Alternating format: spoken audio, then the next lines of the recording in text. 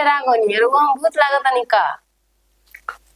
वो सिचुएशन में हमारे ऐसा आदमी रहला कि जान बच गईला ना तो पराने छूटे वाला रहला। अच्छा छोड़ी उ सब कब से और इंतजार करता नहीं हम आई है ना। रुको मन घबराहट भइल बावे थोड़ा रिलैक्स होखे तो। अच्छा टेंशन मत ली और मन घबराइल बनी तो हम चाय बना के लिया तनी अब और मन फ्रेश हो जाला।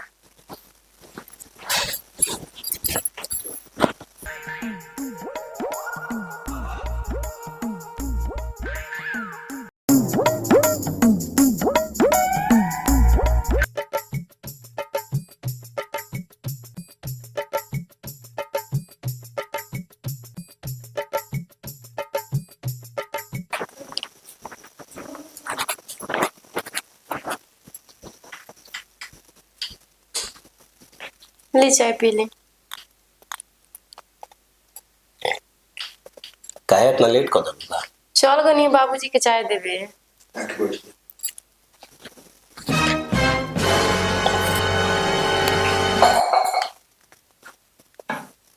ए मुनुआ ए खाली को दिन जो घर तो घर में रहबे रात भर। चल सवेरे हो गल बा गोबर को थार कुल सब ओंगा परल बा के कह रे तोर बापा करिए ना बाप काहे करी हम ही करे हमारे में कोसी भरे के लिखल बा।